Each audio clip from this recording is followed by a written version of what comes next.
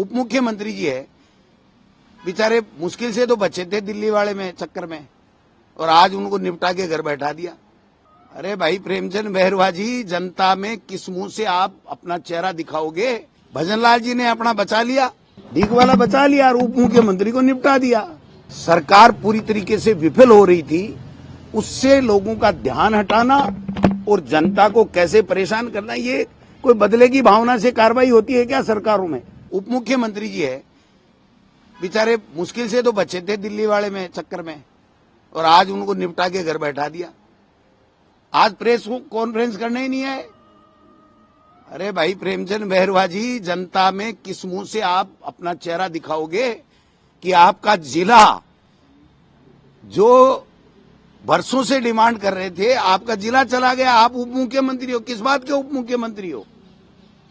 भजनलाल जी ने अपना बचा लिया, डीग वाला बचा लिया ना, डीग वाला बचा लिया और उप मुख्यमंत्री को निपटा दिया।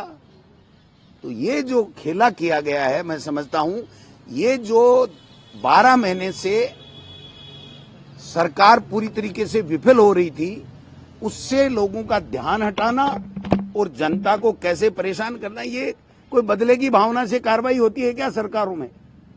आप जनता के ट्रस्टी होती है सरकार, जनता के हित के लिए काम करती है। जोगाराम जी ने तो मैंने सुना है कि कांग्रेस ने जो बनाया सब खत्म कर देंगे। भाई साहब, कांग्रेस ने तो इस राजस्थान को और कांग्रेस ने इस देश को ऐसा बनाया है, स्वर्णिम भारत जिसको कहते हैं, या जो आन बान शान के लिए जितने विकास कांग्रेस की सरकारों ने यहां पर किए और जितने कानून बनाए हैं जनहितैषी, उन सबको खत्म कर दो। फिर इसके अलावा आपके पास बचा क्या है? तो हम सब लोग इसकी निंदा करते हैं। 1 तारीख तक 7 दिन का राजकीय शोक है, उसमें हम किसी तरीके का धरना प्रदर्शन नहीं करेंगे, क्योंकि हम सबकी ड्यूटी बन जाती है कि राजकीय शोक है, उसमें इस तरह की बात नहीं हो जाती है। 1 तारीख के बाद में हम लोग जन आंदोलन खड़ा करेंगे, जनता के साथ कंधे से कंधा मिला करके इनको मजबूर करेंगे कि या तो ये जिले बना दें, संभाग बना दें, और बनाएं, कोई दिक्कत नहीं, ये मर्जी है जितने बनाएं। अगर इनको वापस नहीं किया तो इनको एमएलए का चुनाव लड़ने के लिए आने वाले चुनाव में कैंडिडेट नहीं मिलेगा। मैं आपको लिख के दे सकता हूं, जिन जिलों को इन्होंने समाप्त किया है उन जिलों में इनको कैंडिडेट नहीं मिलेगा।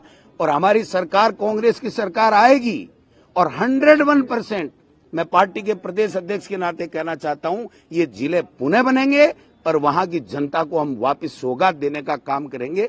अगर इनमें जरा बहुत भी, थोड़ी बहुत भी अगर इनमें कुछ बची है शर्म, तो इनको ये निर्णय अपना वापस लेना चाहिए जो आज निरस्त करने का निर्णय लिया गया। ये कह रहे हैं होमवर्क पूरा नहीं किया, चुनाव से पहले कर दिया, आचार संहिता लागू हो गई, तो लागू भी नहीं हो पाए जिले, इतनी जल्दीबाजी। नहीं, 3 जिलों की गजट नोटिफिकेशन नहीं हुआ था, इसलिए उसकी हम बात ही नहीं कर रहे।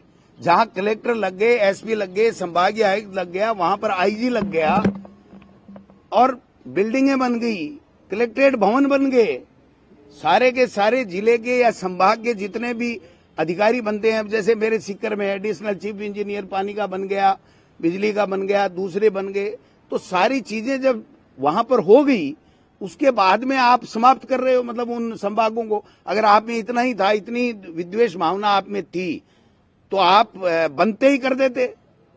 12 महीने क्यों निकाले? किसको पूछ के, किस लिए निकाले? ये इंतजार किस लिए था? ये सवाल है। ये कहा गया है कि नॉन डिजर्विंग जो जिले थे उनको समाप्त कर दिया। ये तो पूरी सरकार नॉन डिजर्विंग है। ये सरकार डिजर्विंग है क्या? किसी ने सपने में भी सोचा था क्या भजनलाल जी के नेतृत्व में ये सरकार बनेगी और हमको ये दिन देखने पड़ेंगे? आज ये दुर्भाग्य है इस प्रदेश का कि ऐसे लोग बैठ गए जो पर्चियों से चलते हैं, अपने विवेक से नहीं चलते हैं और जनता के विरोध के निर्णय लेते हैं। अब मैं चाहूंगा कि हमारे नेता प्रतिपक्ष, कुछ है ही नहीं भाई साहब कोई निर्णय, ये तो पर्ची आ गई इनके पास में कि कांग्रेस वाले खत्म करो। वो तो किरोड़ी जी को पूछो ना क्या कह रहे हैं, वो है कि नहीं मंत्री, एसआई वाली भर्ती का क्या हुआ? हमसे क्यों पूछ रहे हो? इनसे पूछ लेते कि बताओ आप क्या हुआ एसआई भर्ती का, नहीं भर्ती का। ये तो कह रहे हैं हम पेपर लीक नहीं होने देंगे। इनके तो मंत्रिमंडलीय उप समिति के जो रिपोर्टें हैं वो ही लीक हो रही हैं।